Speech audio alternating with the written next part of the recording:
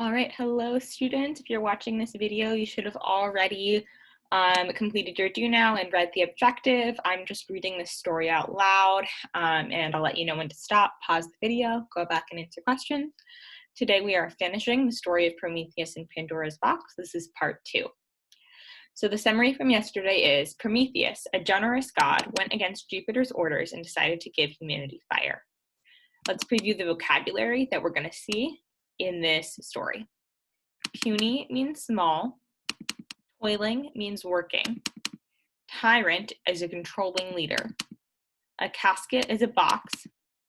Gaunt means tired looking. And bosoms means chests. How diseases and worries came among men. Things might have gone on very happily indeed, and the golden age might really have come again had it not been for Jupiter. But one day, when he chanced to look down upon the earth, he saw the fires burning, and the people living in houses, and the flocks feeding on the hills, and the grain ripening in the fields, and this made him very angry. "Who has done all this?" he asked. And someone answered, "Prometheus." "What? That young Titan?" he cried. "Well, I will punish him in a way that will make him wish I had shut him up in the prison house with his kinsfolk. But as for those puny men, let them keep their fire. I will make them 10 times more miserable than they were before they had it." Of course, it would be easy enough to deal with Prometheus at any time, and so Jupiter was in no great haste about it. He made up his mind to distress mankind first, and he thought of a plan for doing it in a very strange, roundabout way. All right, we're at our first question. What does Jupiter decide to do after learning of Prometheus's disobedience? Pause the video, come back when you're ready to continue reading.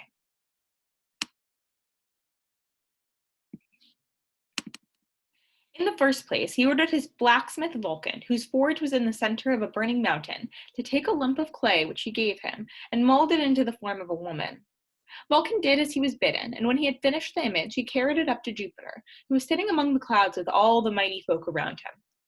It was nothing but a mere lifeless body, but the great blacksmith had given it a form more perfect than that of any statue that has ever been made. "Come now," said Jupiter, "let us all give some godly gift to this woman," and he began by giving her life. Then the others came in their turn, each with a gift for the marvelous creature. One gave her beauty, and another a pleasant voice, and another good manners, and another a kind heart, and another skill in many arts, and, lastly, someone gave her curiosity. Then they called her Pandora, which means the all-gifted, because she had received gifts from them all. Pandora was so beautiful and so wondrously gifted that no one could help loving her. When the mighty folk had admired her for a time, they gave her to Mercury, the light-footed, and he led her down the mountainside to the place where Prometheus and his brother were living and toiling for the good of mankind. He met Epimetheus first and said to him, "Epimetheus, here is a beautiful woman, whom Jupiter has sent to be your wife." Prometheus had often warned his brother to beware of any gift that Jupiter might send, for he knew that the mighty tyrant could not be trusted. But when Epimetheus saw Pandora, how lovely and wise she was, he forgot all warnings and took her home to live with him and be his wife.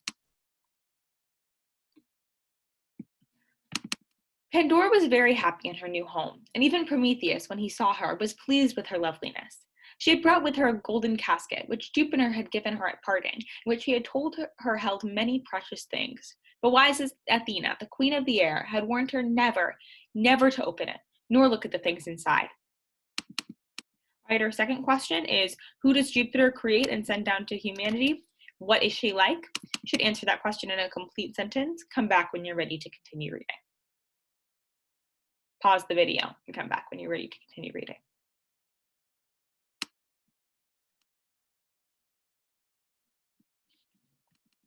"They must be jewels," she said to herself, and then she thought of how they would add to her beauty if only she could wear them.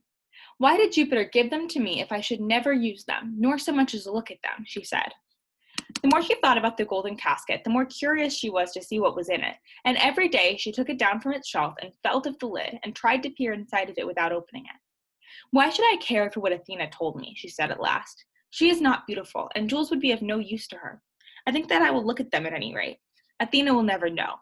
Nobody else will ever know." She opened the lid a very little just to peep inside. All at once, there was a whirring, rustling sound, and before she could shut it down again, out flew 10,000 strange creatures with death-like faces and gaunt and dreadful forms, such as nobody in all the world had ever seen. They fluttered for a little while about the room, and then flew away to find dwelling places wherever there were homes of men. They were diseases and worries, for up to that time mankind had not had any kind of sickness, nor felt any troubles of mind, nor worried about what tomorrow might bring forth. These creatures flew into every house, and without anyone seeing them, nestled down in the bosoms of men and women and children, and put an end to all their joy. And ever since that day, they have been fitting and creeping, unseen and unheard, over all the land, bringing pain and sorrow and death into every household.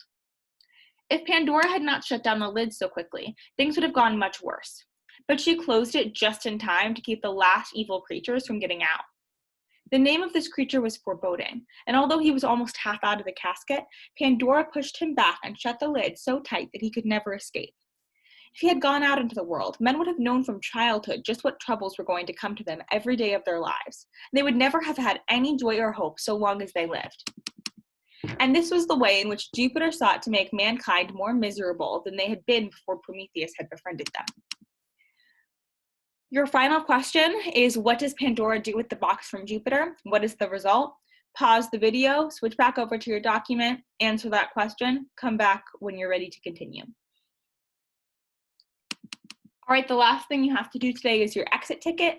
Just click on the link in your document and answer the multiple choice questions. Then you will be done with ELA for the day. Thank you for your hard work.